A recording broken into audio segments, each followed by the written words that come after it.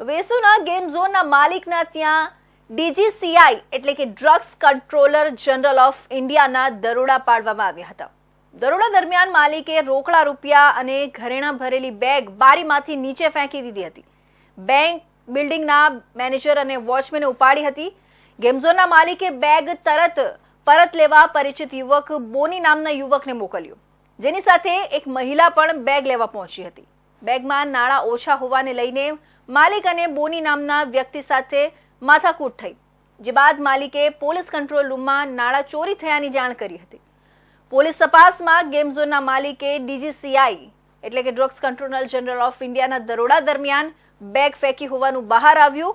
જે નાણાં ભરેલી બેગ બોની નામના વ્યક્તિએ ઉચકી તેણે 5 લાખ કાઢી લીધા હતા, જે મામલો પોલીસ મથકે પહોંચતા મામલો સામે આવ્યો હતો। પોલીસે ડીજીસીઆઈ એટલે કે drugs controller general of India અને આઈટી વિભાગને જાણ કરી હતી। વેસુમાં કેનાલ રોડ પર આવેલા વૈભવી સંગીની સોલિએસ્ટરમાં રહેતા ગેમ ઝોનના માલિકના ઘરે જીએસટીએ સર્ચ ઓપરેશન હાથ ધર્યું હતું।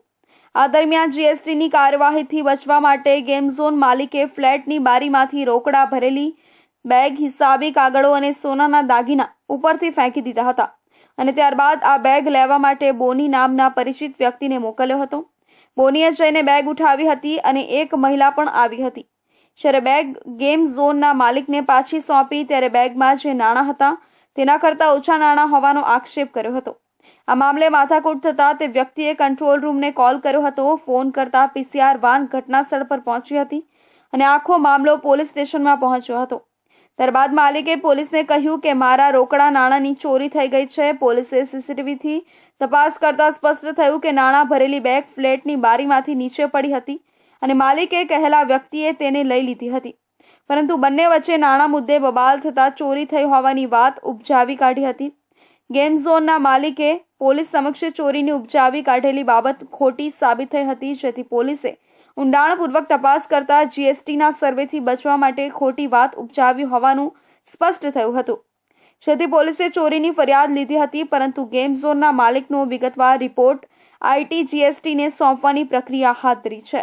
सूरत शहर में अल्थान पुलिस स्टेशन के विस्तार में संगीनी सोलिटेयर करके एक बिल्डिंग है, वहाँ से एक 100 नंबर का कॉल हमें मिला कि आपस में जो बिल्डिंग का मैनेजर है वो और 5वें फ्लोर पे रहने वाला महेंद्रू परिवार है, उसके लोग आपस में झगड़ा कर रहे हैं।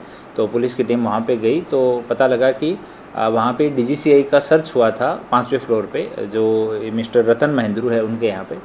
और उस सर्च के दौरान ये वहाँ पे एक लेडी है निशा करके, उन्होंने अपने गहने कुछ और उनके अनुसार 25 लाख रुपए कैश वो बैग में डाल के नीचे फेंक दिया और बाद में नीचे बिल्डिंग का मैनेजर, उनका वॉचमैन, उन सब ने उठा के उसको इधर उधर कर दिया। इस बात को लेके वो झगड़ रहे थे।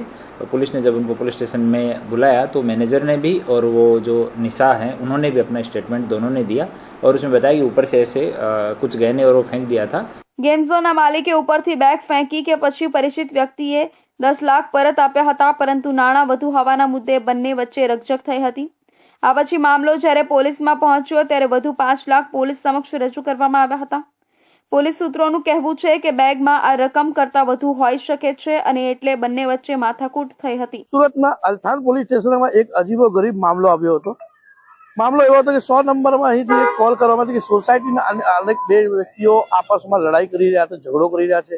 એના લીધે પોલીસ અહીંયા પહોંચીને આ મામલો જે છે સુરતના સંગીની એન્ટ્રીસમાં થયો હતો ને આ મામલો પોલીસ સ્ટેશને પહોંચ્યો। પોલીસ સ્ટેશન પહોંચતા પોલીસને જાણ થઈ કે થોડાક દિવસ અગાઉ આ સોસાયટીમાં રહેતા 5મા માળે કોઈ વ્યક્તિના ડીજીસીઆઈ એટલે કે ડ્રગ્સ કંટ્રોલ જનરલ ઓફ ઇન્ડિયાના દ્વારા રેડ કરવામાં આવી, તપાસ કરવા। તે દરમિયાન પરિવાર જીએસટીની રેડ હોય કે આયકર વિભાગની રેડ હોય તે ડરીને એક બેગમાં થોડાક પૈસા, લાખો રૂપિયા અને ઘરેણાં એમ ઉપરથી નીચે ફેંકી દેવામાં, જે નીચેના ઊભા કોઈ વ્યક્તિને મળ્યા હતા તેમાંથી અન્ય રકમ એના દ્વારા કાઢી લેવામાં આવી હતી। આ પૈસાની વાત આ લોકોનો ઝઘડો થયો હતો, જે આજે પોલીસ સ્ટેશન જતા એ પૈસા પણ આજે જમા કરવામાં આવ્યા હતા અને પોલીસે આ વાતની જે ડીજીઆઈસી છે તેને જાણ કરી હતી કે આવી રીતનું કૃત્ય થયું છે। આગળની તપાસ પોલીસ કરી છે। કેમેરામેન રવિવેન્દ્ર સાથે સુનિલ પ્રજાપતિ, ઓલપાડના